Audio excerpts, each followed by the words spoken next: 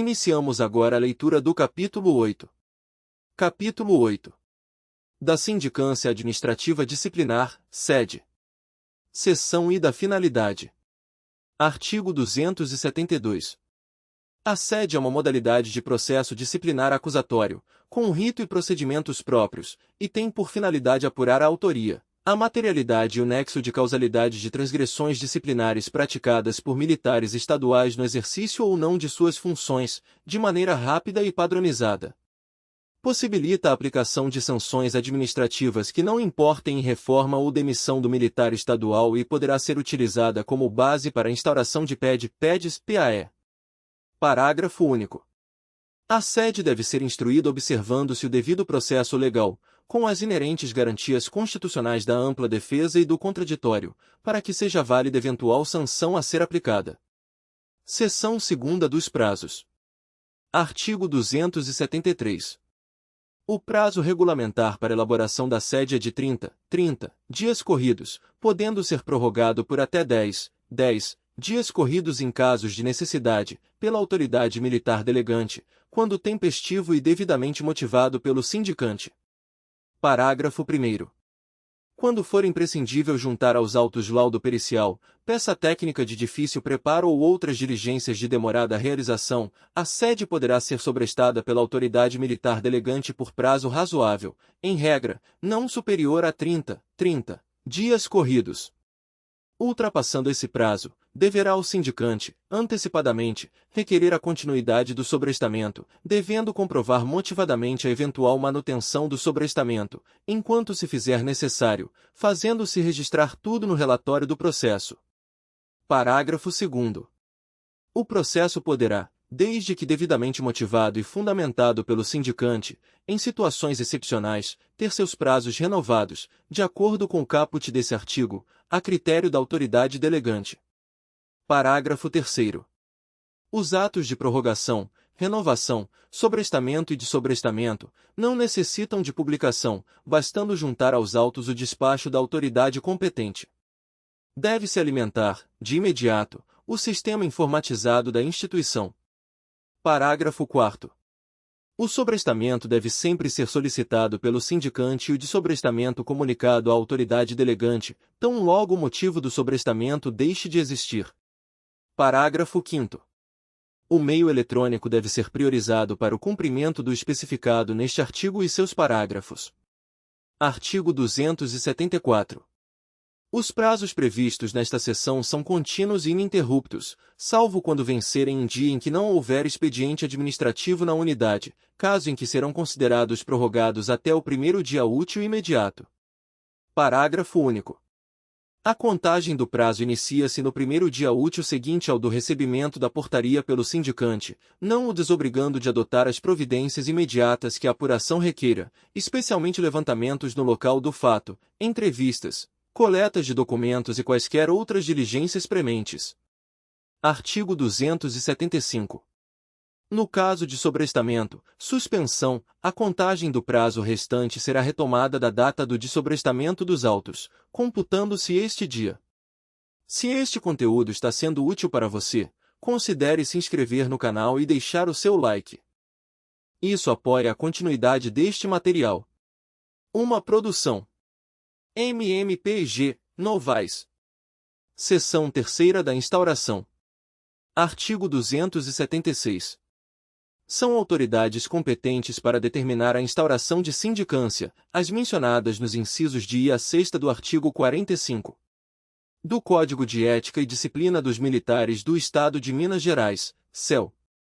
Parágrafo único. A autoridade que tomar conhecimento de transgressão disciplinar praticada por militar e não detiver competência para instauração de sede, deverá encaminhar toda a documentação à autoridade competente, em até 5 dias úteis, sob pena de responsabilidade. Artigo 277. A sede será instaurada por intermédio de portaria. Inciso 1º. De ofício, pela autoridade militar competente. Inciso 2º. Por determinação da autoridade militar superior. Inciso 3º. Decorrente do RIP, de falta residual em inquérito policial militar ou comum, IPM-IP, de falta residual em auto de prisão em flagrante, APF, de comunicação disciplinar, CD, de queixa disciplinar, quando, de relatório reservado, RR, ou de qualquer outro documento formal que contenha indícios razoáveis de autoria e materialidade de transgressão disciplinar. Parágrafo 1º. A portaria terá numeração fornecida por controle da IME, com publicação em boletim. Parágrafo 2º. No caso de portaria de natureza sigilosa, a numeração será fornecida pelo mesmo controle da IME. Entretanto, a sua publicação ocorrerá em boletim sigiloso e com restrições de informações de maneira a não prejudicar o desenvolvimento do processo. Artigo 278. A instauração de portaria de sede ocorrerá quando houver indícios razoáveis de autoria e materialidade de fato que demande apuração administrativa. A autoridade militar competente poderá, de imediato, determinar o início do processo, quando houver documentos que o instruam e que tragam elementos de convicção de efetiva prática transgressional. Parágrafo único. Havendo ausência de indícios de autoria ou materialidade, deverá ser instaurado um RIP antes de eventual sede. Artigo 279. A sede poderá ser instaurada em decorrência de alegações de prática de transgressão disciplinar conexa ou desconexa de delito ou outras situações que demonstrem a efetiva necessidade da busca da verdade real, nos casos em que não existirem, preliminarmente, provas de justificação ou absolvição do acusado. Parágrafo único. Sempre que existirem indícios de crime militar, verificados na documentação obtida nas diligências preliminares, mesmo que com aparente circunstância que exclui o crime, deve a autoridade delegante fazer instaurar portaria de IPM, sob pena de incorrer, em tese, na prática dos crimes tipificados nos artigos 319, prevaricação, 322, condescendência criminosa, ou 324, inobservância de lei, regulamento ou instrução, do CPM. Artigo 280.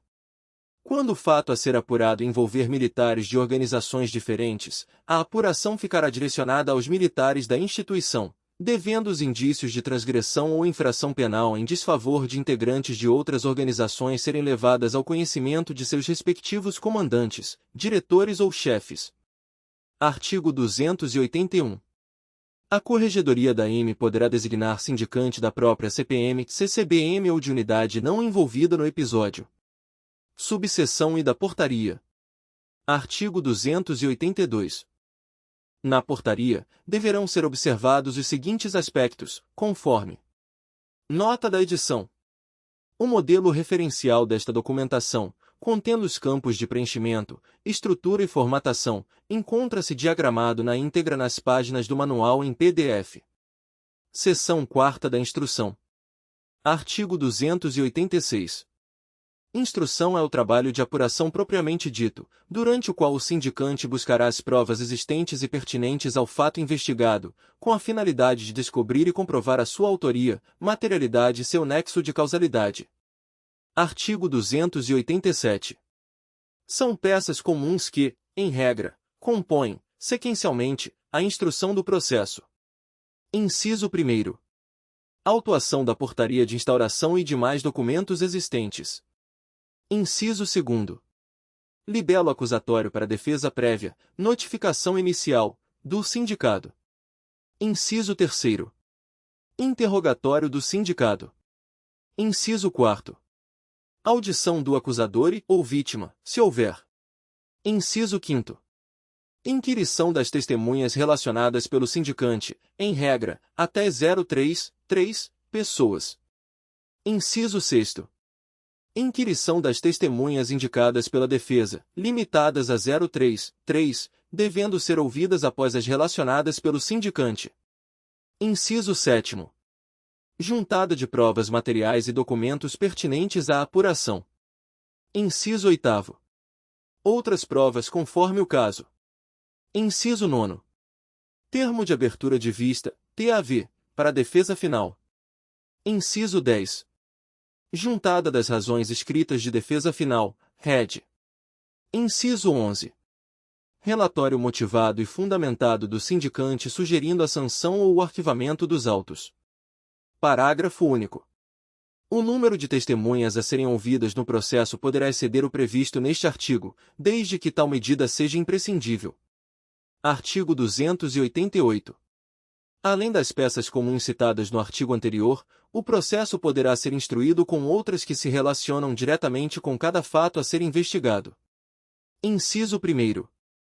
Procuração do defensor, quando constituído ou designado para o processo. Inciso 2º.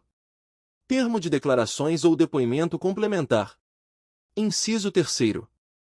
Termo de reconhecimento de pessoa ou coisa, presencial, por filmagem ou por fotografia. Inciso 4º. Termo de acariação. Inciso 5º. Carta precatória ou rogatória. Inciso 6º. Auto de reconstituição. Inciso 7º. Termo de degravação. Inciso 8º. Auto de exame datiloscópico. Inciso 9º. Auto de exame de embriaguez pode ser substituído, quando inviável o exame, por relatório médico. Inciso 10. Auto de exame pericial, outras perícias. Inciso 11. Termo de compromisso de perito ad hoc. Inciso 12. Auto de exame de sanidade, física ou mental. Inciso 13. Auto de exame de corpo de delito, direto ou indireto. Inciso 14. Auto de avaliação. Inciso 15. Auto de busca e apreensão, precedido de mandado judicial. Inciso 16. Termo de restituição. Inciso 17. Outros. Artigo 289. O sindicante, tão logo receba a portaria da sede, deverá adotar, em regra, em ordem de prioridade, as seguintes providências. Inciso 1º. Dirigir-se ao local dos fatos, sempre que possível, para melhor planejar seus trabalhos, especialmente no que se refere às oitivas que realizará nos autos. Inciso 2º. Autuar imediatamente toda a documentação recebida e que conseguir obter preliminarmente. Inciso 3º. Notificar o sindicado, com a entrega do libelo acusatório para apresentação facultativa de defesa prévia no prazo de 2 dias úteis, quando poderá apresentar provas preliminares e indicar até 3 testemunhas de defesa. Inciso 4º. Interrogar o sindicado, observando o prazo mínimo de 48 horas para sua prévia notificação. Inciso 5º. Receber defesa prévia, caso seja produzida. Inciso 6º. Ouvir as testemunhas arroladas pelo sindicante, posteriormente, as da defesa. Inciso 7º. Juntar todas as provas necessárias à cabal elucidação dos fatos e desenvolver diligências requeridas pela defesa ou exigidas pelas circunstâncias fáticas. Inciso 8º. Elaborar o termo de abertura de vista, TAV, ao sindicado ou seu defensor, desde que persista a acusação, para que apresente as razões escritas de defesa final, RED. Inciso 9º. Elaborar o relatório e proferir parecer, motivado e fundamentado, nas provas dos autos. Inciso 10. Remeter os autos à autoridade militar delegante, através de ofício, para deliberação. Parágrafo 1º. Reunidas todas as suas peças cronologicamente, as páginas serão numeradas e rubricadas pelo sindicante, devendo os espaços não utilizados serem cancelados. Caso nada houver sido escrito no verso, poderá utilizar a expressão em branco. O verso da folha que tiver sido utilizado será rubricado e numerado com o mesmo número do anverso, acompanhado da letra V. O ofício de remessa também será numerado e inserido ao final dos autos. Parágrafo 2º. Durante os trabalhos de apuração, surgindo fato que não integre o libelo acusatório ou que com ele não tenha conexão ou continência, o sindicante deverá comunicá-lo à autoridade competente, que será objeto de outra investigação ou processo, conforme o seu teor. Parágrafo 3º. Havendo motivos de impedimento ou suspeição para a realização dos trabalhos, caberá ao sindicante manifestar-se, formalmente, a respeito do fato, sob pena de ser responsabilizado, sendo as hipóteses, em regra, as descritas a seguir. Inciso 1º. Fica impedido de atuar na sede o militar que: a linha A. Tiver comunicado o fato motivador da apuração. A linha B estiver submetido a PED, PEDs PAE.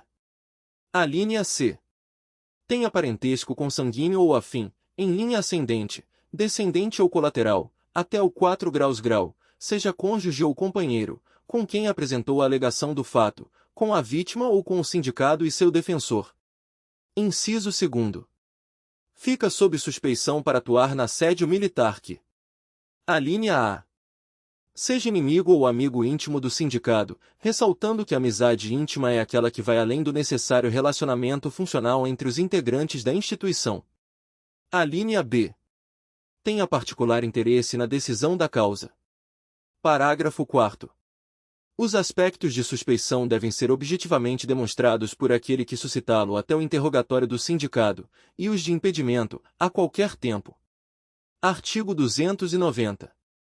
Durante toda a instrução do processo, o sindicante deverá notificar formalmente o sindicado ou o seu defensor, para audição de testemunhas e produção de provas em geral, observando, em regra, o prazo de 24 horas antes da realização do ato ou da diligência, devendo a notificação ser realizada, sempre que possível, no próprio termo de oitivo em que o acusado ou o defensor esteja presente. Parágrafo 1º. Mesmo que o sindicado não venha a apresentar defesa prévia e utilize sua garantia constitucional de permanecer em silêncio durante seu interrogatório, a notificação para os atos de instrução constitui uma demonstração de que foi oportunizada a sua efetiva participação no processo, em respeito aos princípios constitucionais da ampla defesa e do contraditório. Parágrafo 2º. As notificações devem, em regra, ter o ciente do acusado ou seu defensor, exceto no caso de negativa, ocasião em que será elaborado o termo de recusa, assinado por 2 testemunhas presenciais. Parágrafo 3º. Nos casos em que o militar realizar sua autodefesa, as notificações ao sindicado poderão ser realizadas por intermédio de seu comandante ou chefe direto, fisicamente ou por meio de mensagem eletrônica institucional ou equivalente, devendo o sindicante certificar-se, antes da realização da diligência, que o militar tomou conhecimento da audiência dentro do prazo estabelecido no caput deste artigo. Subseção I da notificação para a defesa prévia. Artigo 291. A notificação para apresentação, facultativa, da defesa prévia, vide. Nota da edição. O modelo referencial desta documentação, contendo os campos de preenchimento, estrutura e formatação, encontra-se diagramado na íntegra nas páginas do manual em PDF. Seção V da defesa final. Artigo 302. A abertura de vista ao sindicado, por meio de termo de abertura de vista, TAV, conforme. Nota da edição.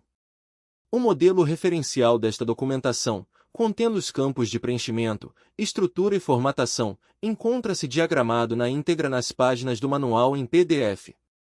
Seção 6ª do relatório. Artigo 315. A sede será encerrada com um minucioso relatório, conforme. Nota da edição. O modelo referencial desta documentação, contendo os campos de preenchimento, estrutura e formatação, encontra-se diagramado na íntegra nas páginas do manual em PDF. Seção 7ª do julgamento e da solução. Artigo 316. A autoridade militar, antes da efetiva solução da sede, com ou sem a rede final, poderá retornar os autos ao sindicante, via despacho administrativo motivado, para proceder às correções, complementações ou a outras medidas que julgar necessárias à escorreita ou cabal elucidação dos fatos. Parágrafo 1º. Estando em condições de solução, motivará e fundamentará sua decisão, determinando. Inciso 1º.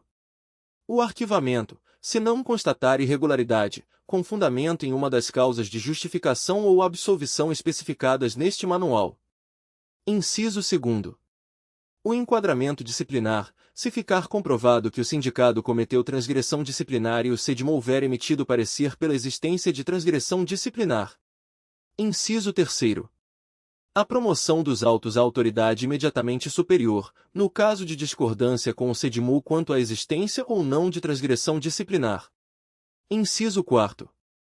A promoção dos autos à autoridade imediatamente superior, quando a autoridade delegante decidir pela conveniência da substituição da sanção disciplinar pela medida descrita no artigo 10. Do CEL, aplicação de advertência verbal pessoal, e o SEDMU houver emitido parecer contrário à aplicação da referida medida. Inciso 5º. O ressarcimento ao erário, se houver dano praticado por servidor, desde que este concorde em indenizar, extrajudicialmente, o montante pecuniário relativo aos danos. Não havendo concordância, a cópia dos autos deverá ser encaminhada à Procuradoria-Geral do Estado, PGE, por intermédio da autoridade ou do órgão competente. Inciso 6º. O encaminhamento de cópia dos autos a outras autoridades civis ou militares, para conhecimento ou adoção de medidas administrativas, cíveis e ou criminais, quando for o caso. Inciso 7º. A solução de mérito da sindicância e a imediata instauração de portaria de IPM, com inclusão de cópia dos autos, em caso de existência de indícios de crime de natureza militar aflorado no decorrer da apuração. Inciso 8º. Propor ou submeter o militar sindicado a PED-PEDs-PAE, conforme o caso. Inciso 9º. Cientificar o sindicado da solução e, quando for o caso, notificá-lo do enquadramento ou do arquivamento dos autos. Inciso 10. Outras medidas administrativas, conforme o caso. Parágrafo 2º.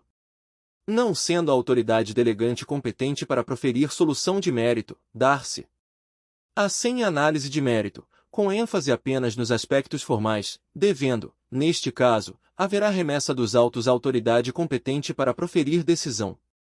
Parágrafo 3º. Antes da solução pela autoridade militar, havendo necessidade de diligências complementares, os autos deverão retornar ao sindicante, sem prévio encaminhamento ao SEDMU para análise e parecer. Parágrafo 4º. A sede, em condições de ser solucionada, somente será encaminhada ao SEDMU quando houver as rédeas finais. Artigo 317. A autoridade competente para solucionar a sede deverá fazê-lo no prazo de 10 dias úteis. Artigo 318. A sede será, em regra, arquivada na pasta do militar possuidor de precedência hierárquica e, a fotocópia da portaria e da solução, nas pastas dos demais militares envolvidos. Parágrafo 1º. No caso de remessa da sede a outros órgãos, uma cópia dos autos, em inteiro teor, deverá ser arquivada na pasta funcional do militar possuidor de precedência hierárquica, relacionado ao processo. Parágrafo 2º.